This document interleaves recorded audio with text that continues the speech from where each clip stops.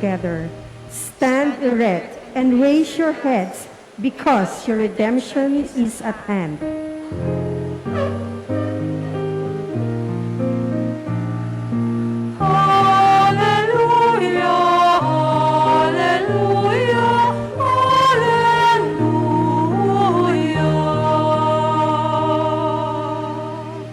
The Lord be with you. And with your spirit. Reading from the Holy Gospel according to Luke. Glory to you, O Lord. While some people were speaking about how the temple was adorned with costly stones and votive offerings, Jesus said, "All that you see here, the days will come when there will not be left a stone upon another stone that will not be thrown down." Then they asked him, "Teacher, when will this happen? And what sign will there be when all these things are about to happen?" He answered, "See that you not be deceived, for many will come in my name, saying, 'I am he.' The time has come. Do not follow them.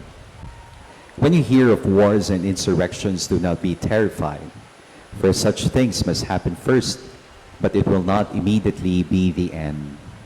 Then he said to them, "Nation will rise against nation, and kingdom against kingdom.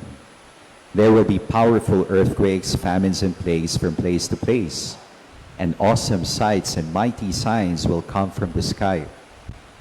Before all this happens, however, they will seize and persecute you. They will hand you over to the synagogues and to prisons, and they will have you led before kings and governors because of my name. It will lead your giving testimony.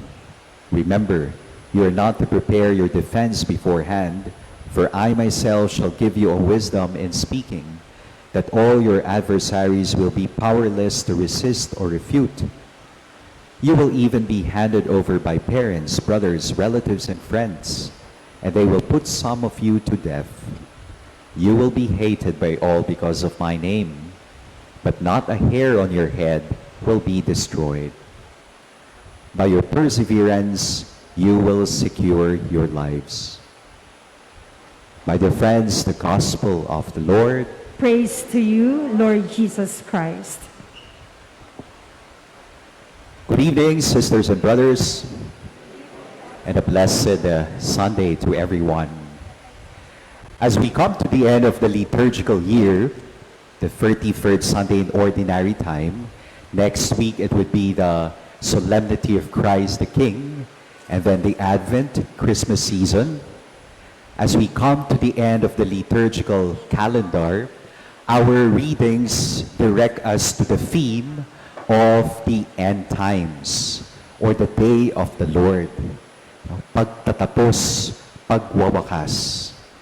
Yung ating buhay, life is an endless cycle of beginnings, endings, and new beginnings.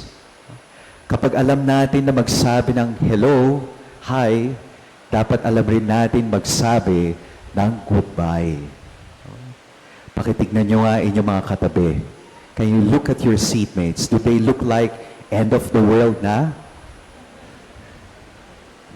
You know, the theme of the end times, the day of the Lord, holds different meanings.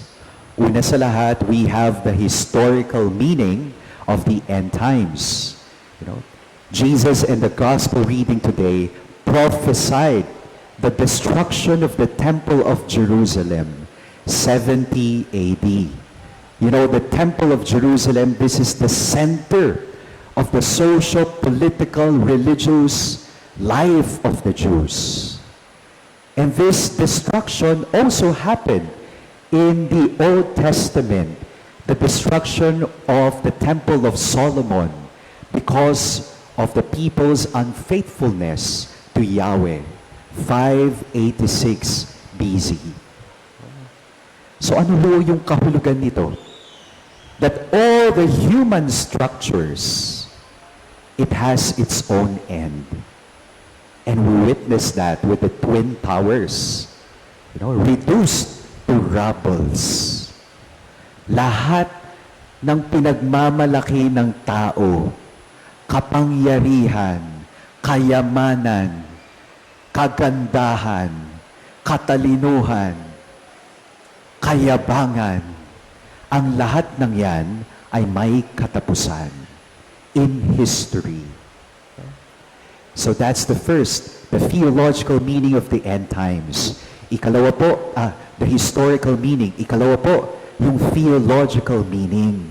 Kapag sinabi nating pagtatapos o pagwawakas, tatlong R. Letter R, first is the gift, is the challenge of retribution. No? Reckoning. That at the twilight of our life, sabi nga ni John of the Cross, we would be judged by only one standard, and that is love. At hindi lamang pagmamahal sa mga kamahal-mahal, kundi sa mga last, least, lost, lonely of our society. It's a day of reckoning. It's a day of return. Jesus Christ would come again in the future as a glorious, merciful judge in the parousia. But of course, He does not only come to us, and He will not come to us in the future. Every day of our lives, Jesus comes to us. Jesus is always present. God is always present. What we lack is the awareness, is the consciousness. Day of return. And finally, a day of renewal. When God creates something, He does not create junk. Kaya kapag tayo ay namatay, hindi ho yung tipong itatabi na lamang o itatapon tayo ng Diyos na parang lumang laruan. Because God does not create junk. There is what we call renewal, transformation. New heavens and a new earth. New heart, new spirit, new mode of being and existence. Marami ho ang nagtatanong, malapit na ho ba ang end of the world? You know, with all the natural catastrophes, with this COVID-19 pandemic, with the economic collapse in many nations, mag-e-end of the world na nga ba? Taas ang kamay, sino dito ang excited na sa end of the world? Bakit? Yung iba ho, excited na sa end of the world. Wala nang luha, wala nang paghihirap, no more tears, no more suffering, no more stress, no more traffic, wala nang utang, kanselado na lahat kasi end of the world na. Hindi ba masaya? But there are also those who are not yet ready for the end of the world. Dahil marami pang unfinished business dito sa lupa. My dear friends in Christ, ano ho yung mga gifts and challenges when we hear that theme on the end times? Number 1, be grateful. Number 2, be awake, gising. Number 3, be not afraid. Huwag matakot. Una, be grateful. Grateful people are happy people. Grateful people are not only happy people, but they are healthy people. Grateful people are holy people. We are grateful to the Lord for the gift of endings. Dahil kung wala ang pagtatapos, wala ang pagsisimulang muli. Kapag nalaman natin na ito na ang huling Pasko natin, ano ang gagawin natin? Hindi ba when we come face to face with the mortality of life, mas nagiging focus tayo sa kung ano yung tunay at higit na mahalaga sa ating buhay? Relationships, people. That is why the endings are a gift to us. Ngayon, magtatatapos na naman ang 2022. Hindi ba? Salamat sa Diyos sa biyaya ng pagtatapos ng 2022. With all the blessings, with all the opportunities, with all the lessons of 2022. Hay, salamat, patapos na rin. Hay, salamat, patapos na rin ang hirap. ng mga tao na naghihingalo sa ospital. So, salamat sa biyaya ng pagtatapos. Ikalawa, we are indeed challenged to be awake. Diba meron ng kanta, be alert, be awake, alive, enthusiastic. Kami ho sa seminaryo, naalala ko, nung ako'y nag-aaral ng college, malapit ho yung aming seminaryo sa Tagaytay. Napakalamig. No? Kaya ang sarap matulog. No? Yung aming shower room, ang dami naming mga seminarista. So medyo nagkakaubusan ng hot water. So kumisan, pag ring ho, ng alas 5, dapat gising na kami because our mass is 5:30. Dapat gising na kami, 5 o'clock. Ano ho yung laging pinapaalala sa amin ng aming formator? When you wake up, you get up. And when you get up, you wake up. So, ibig sabihin, gising. Be awake. Be awake. Buksan mo ang iyong mga mata sa iyong mga blessings. Kuminsan, we do a whole lot of looking without seeing much. Malinaw ang ating mga mata, pero kakaunti ang ating nakikita. O ayaw nating makakita dahil ayaw natin ng pananagutan. And finally, be not afraid. Huwag matakot.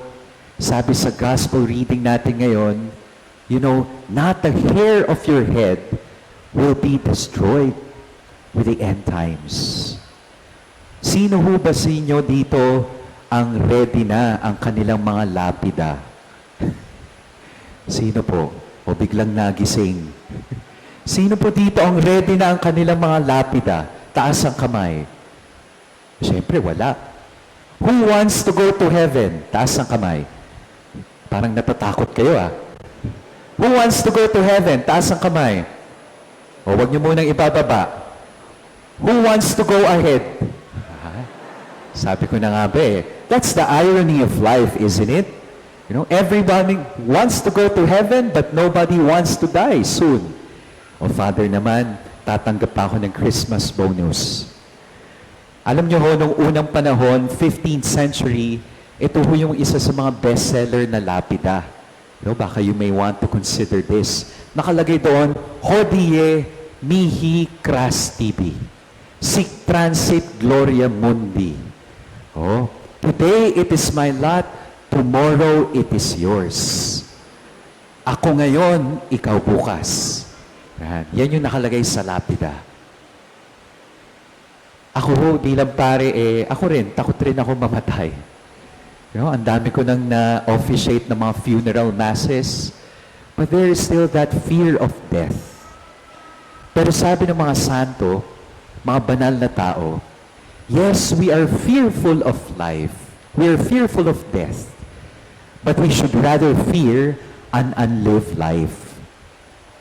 Nakakatakot nga naman ang kamatayan. Hindi natin alam kung sino, saan, paano, kailan. Pero may mas nakakatakot na katotohanan kung hindi pa tayo nagsisimulang mabuhay ng makabuluhan. Yung mga millennials at mga Gen Z, meron silang battle cry, isn't it? YOLO. Anong ibig sabihin ng YOLO? Ha? You only live once. Diba? Sabi din sa cartoon strip na Peanuts, sabi ni Charlie Brown kay Snoopy, you only live once. So what is the response of Snoopy? That's wrong. You die once. You live every day. Oh. Mali yung minsan lamang tayong nabubuhay. Minsan lamang tayong mamamatay. Araw-araw, hari nawa, piliin natin ng mabuhay ng makabuluhan. Fear not the end times. Fear not death. But fear rather an unlived life. Let me end with this anecdote about Bishop Ambo David. Tinanong niya si Marilu Diaz Zabaya, the famed scriptwriter, director, naniniwala ka ba sa happy endings? Ano yung sinabi ni Marilu Diaz-Abaya? If the story does not end happily, it is not yet the end. My dear friends, let not the end times, let not the end of our earthly life make us fearful and anxious. Mas dapat nating katakutan kung hindi pa tayo nagsisimulang mabuhay ng makabuluhan. Amen.